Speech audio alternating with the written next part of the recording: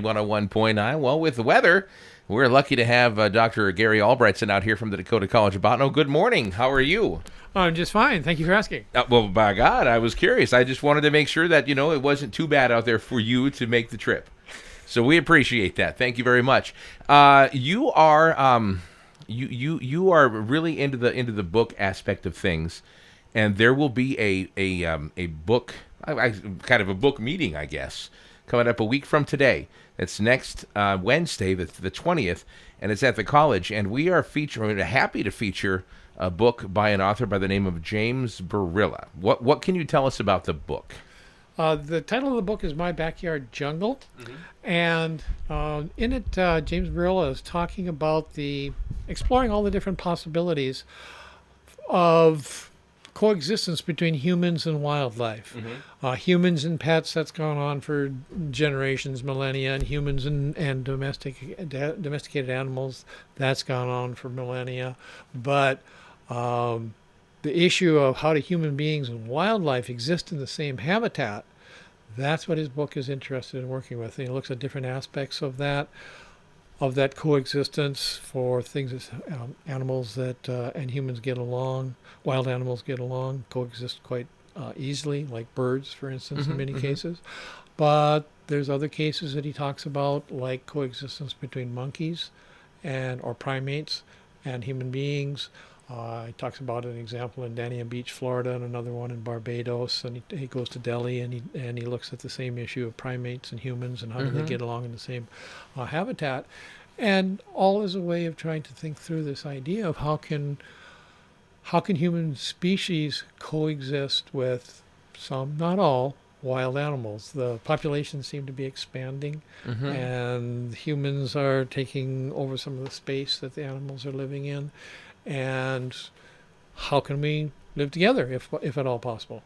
Does he get into like bears, things like that? Okay. He has a chapter called Backyard Bruins, and it was in Massachusetts, and they are black bears living in, if not the city, at least in the suburban parts of the town. Really? And the Wow. cities have the residents have tried to accommodate them in some sense.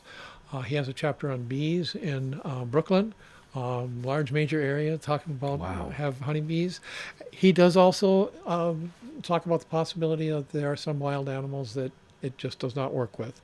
Wasps, poisonous snakes, rats. And he has a whole chapter on extermination business. Okay, all right.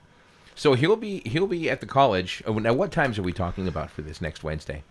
He will be at noon and in Thatcher 1108. Speaking about his book and taking questions. He will be doing the talk again at 7 p.m. in the Alumni Center. He's getting a tour of the college and what they're doing on the east and the west ends of the campus, horticulture and sciences, in the afternoon. And we're going to see if we can get him into the new cafeteria, cafeteria that just started serving up there not too long ago, for a meal and to meet. We would hope anybody that wants to stop by before the presentation. Okay, and maybe ask a few questions? Maybe? Absolutely, we hope so, yeah. Okay, perfect. Hopefully the schedule allows for that. Yes. There's a lot of things planned for him that day. So definitely. Oh, yes. And hopefully the day will be long enough to get everything that we'd like to get done. Yes. He seems like a very exciting guy and honestly very knowledgeable about the stuff that he writes about, and he travels, and he has done quite a bit of research on this, and that's great. Yes. This is his second book. He wrote a first one, Fly Fishing Across America. The third one, Nature Bot, is about looking at science that's studying animals to try and make human technology more effective or more efficient.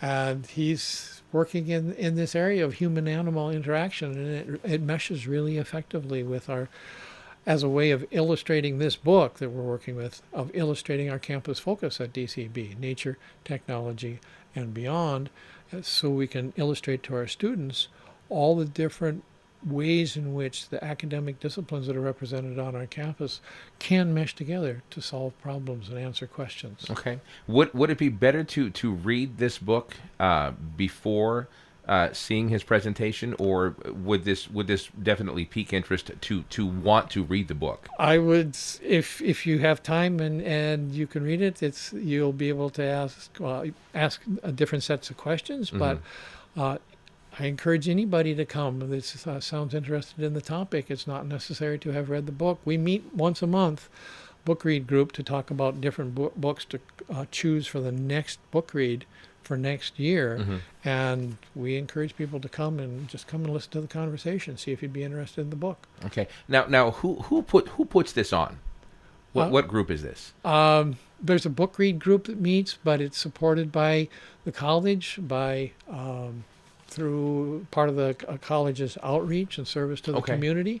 And this book read has been in place, I think, for about 15 years. Oh, wow. Okay. We do a book every year, and we try to choose something that helps us as a campus and faculty explain to students what it is that when they go through and get an education here, how does that mesh with going on in the world here today. And the author's name is James Barilla. James Barilla. And the book is called My Backyard Jungle. My Backyard Jungle, yes. Okay, wow. It sounds very interesting, and that's, again, next Wednesday. Don't go over there tonight.